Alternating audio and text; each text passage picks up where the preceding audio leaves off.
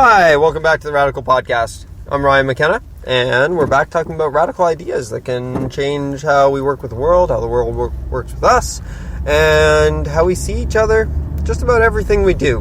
Because as far as I can see, radical change is what we need because we're still working on obsolete ideas that don't fit what we know at this point in time in human history. We've learned so much over the very recent past. And I think that taking the information that we have right now and applying it to everything in a very real, tangible way is our best chance at correcting a lot of the dysfunctions in this world. So my last episode, which by my reasoning was only a few minutes ago, but it could have been hours ago by whatever your listening schedule is, or days, or weeks, or so on. But my last episode, I talked about fear and anger, how they're primal emotions, how they're based on the notion that there's a threat around. So if you're feeling fear, you're feeling anger, it's because your body thinks that there are threats nearby because it's been conditioned to. Maybe you've had a really stressful life. Maybe you grew up in poverty. Maybe you had an abusive parent. Maybe you had an abusive teacher. Maybe you got bullied a lot. For whatever reason, you've been conditioned to feel stress, to feel anger, and to feel like there is always a threat nearby. So, what I want to talk to you about this episode is still about fear and anger, but it's how fear and anger are used against you in our society. And this is almost universal right now throughout society. I live here in Canada, and I must say that we have a very low fear and anger level, but it's still present. Still bigotry. There's still, rigid conservatism. Still, a great deal of resentment towards the poor. You can still see it here. It hasn't gone away. And it's because the conditioning's still there, because we receive an awful lot of American programming here, but also because it's just there in the world. It's a tool that's been used for a very, very long time, fear and anger, to control the masses. It's been built into our institutions. If you think about it, it's the basis for the justice system, it's the basis for the military, it's the basis for politics as a whole, because we believe that we need rulers, we need leaders to protect us and to keep everyone from outright, violent chaos, which is what they think anarchy is. We'll talk about anarchy on a different episode, but I'll just tell you, anarchy is simply the belief that humans can live peacefully and cooperatively without leaders or institutions or government. I don't necessarily go as far as outright anarchy, which is no structure whatsoever, but I think that our structures absolutely need to change, and I don't think that people need someone whispering in their ear telling them to be good to be good. I think it's built into us, and I actually think that a lot of the bad in the world is a result of deliberate conditioning. So when I talk about anger and fear being used against you, I talked in the last episode about how anger and fear don't really work in modern society, because they're based off of primal emotions and primal reactions to environments like jungles and forests and areas where there's large amounts of apex predators and things that want to eat you, and there's just threats everywhere. There's poisonous things, and there are things with sharp teeth, and when you're out there in those environments, fear is an entirely appropriate feeling. It will keep you alert, it'll keep you safe. Especially if you're out there in the dark, you're not with friends, you're lost, anything like that. You'll feel fear, and it'll be good. It's a good thing. It'll give you the energy, for example, to stay awake through the night. If you fall asleep, you don't know what's going to come along. So if you're in an insecure situation, you don't want to sleep, you want adrenaline. You want to keep going. And you want to be alert, you want to be aware. But when you're in a city, when you're in a house, when you're in an apartment, you're in any of those things, and you start to feel those things, it's not going to help you. It doesn't work because there's no real threats, not threats in that way, no physical threats. Generally speaking, there are times when you're subject to violence, but even then, when you're talking about other humans within a social setting, fear and anger are still not going to help you. They're only going to exacerbate the situation. They're primal reactions to, if you're having a territory dispute, back when we were, very, very primitive, that anger would help you vanquish whatever alpha you're trying to fight. Keep them from taking away your women or food or trying to kill you or rape you or whatever. But in modern days, we have evolved from that. We have the ability to imagine, and that's what I talked about. I talked about how the ability to imagine can trick our brains because our brains don't understand, our primal brains don't understand imagination. So when you imagine a scenario that makes you afraid, it gets afraid and you get those same physical responses. And then after a while, those same physical responses happen without the thought. So when those physical things happen without actually worrying or without actually thinking first, because your body's conditioned to keep going back into that state because it thinks you live in a stressful environment, it thinks you live in a threat-filled environment, your brain automatically starts racing. Where's the threat? What's the problem? What's the problem? What's the problem? What's the problem? And that's the basis of anxiety. It's the basis of panic attacks because your chest gets tight and your heart starts racing.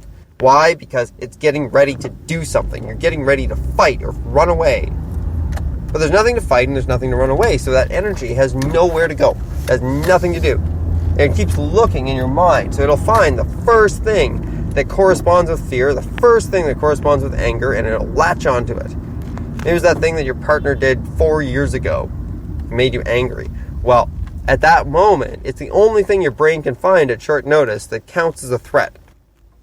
That undermines trust or undermines security or undermines whatever.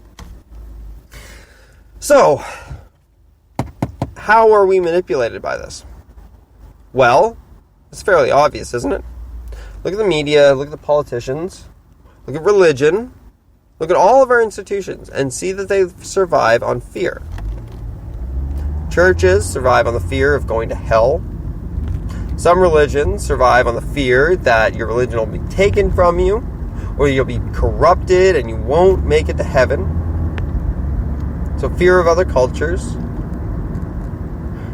We have fear of people who don't look like us, racism, bigotry, prejudice.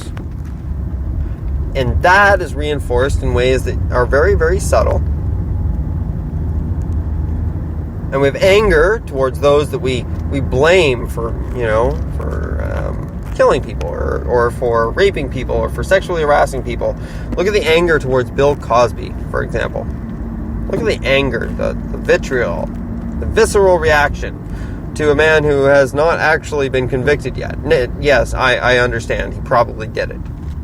But the point that I'm making is that we blame so heavily because we believe in personal accountability.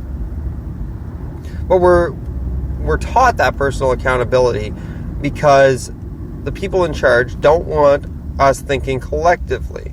Because collectively, we're all equal. If we start to think in that way about connection with one another, then we're all going to work together, aren't we? We're going to stop the overly competitive way of life because we're afraid of our security being taken away. That's why we're competitive.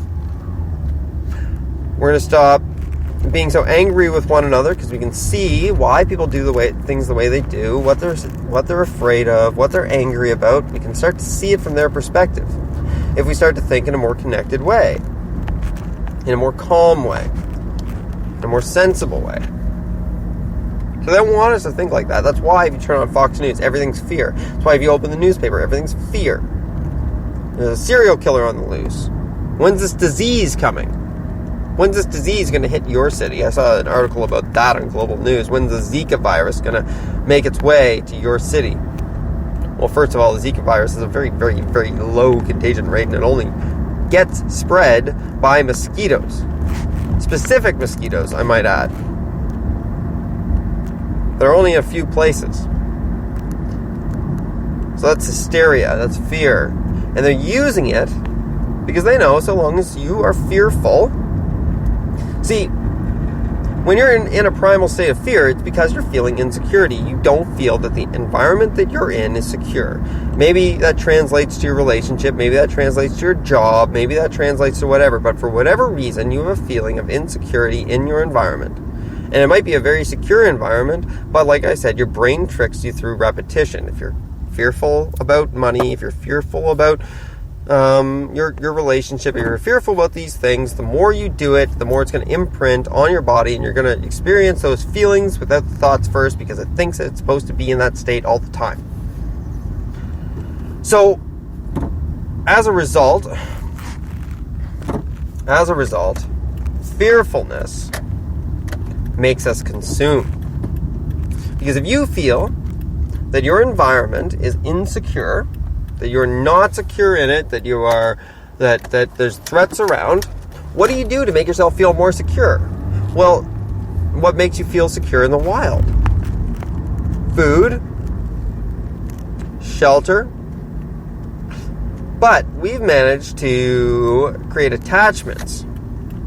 Corporations and marketing has been brilliant, if horrible, in creating attachments to people, connecting security, a sense of security, and the stuff they're selling.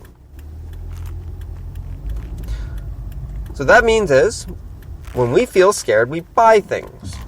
Feel insecure about your body, you buy makeup, you go and you pay for tanning, you go and you do pay for a gym membership, you consume, because we're told that is the response that will make you feel secure. That will take away your fear. You'll go and you'll buy things.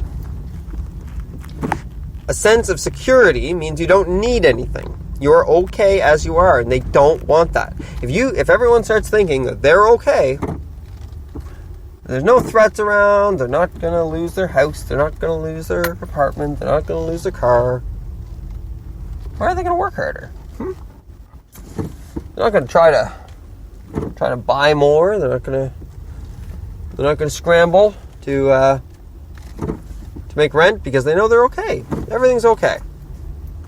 And they don't want you to feel okay. They want to tap into that primal fear.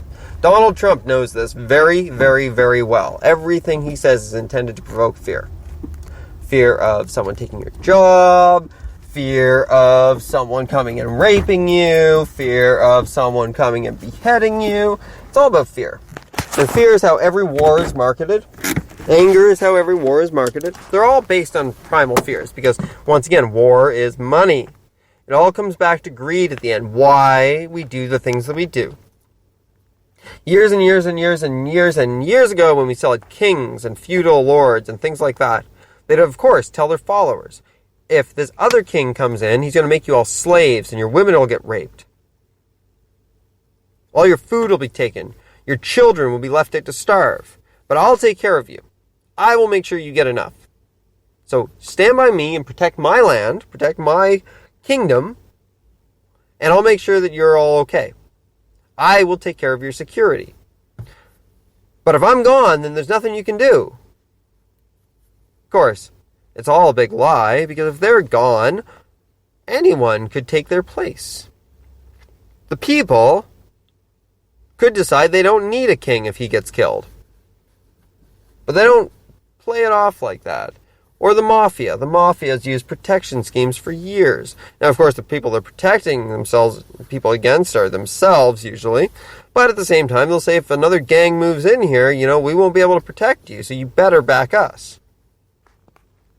Fear and anger are used to manipulate you. If you detect fear or anger coming off of anyone talking, any commercial, any TV show, if you're being told to be afraid, whether it's the news, whether it's a tweet on Facebook, doesn't matter. If they're using fear to sell it to you, it is a lie. Because if it wasn't a lie, they could use logic. They could use a legitimate argument. They wouldn't have to make you feel afraid to make you accept what needs to be done. It would be self-evident. It's really obvious, I think, that commercials work on fear. Even the happy-looking ones. Because the happy-looking ones are saying, you could be like this, but you're not now.